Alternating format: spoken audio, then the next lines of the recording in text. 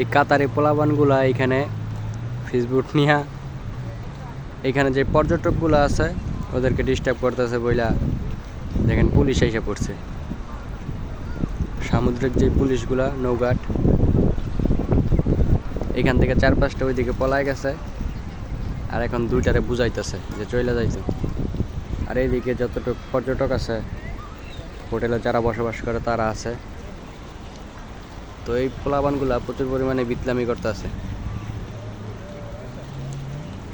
এখন পুলিশ ওদেরকে বুঝাইতেছে যে এইখান থেকে চলে যাইতে, ওরা সাগরের মাঝখান দিকে যাইতো।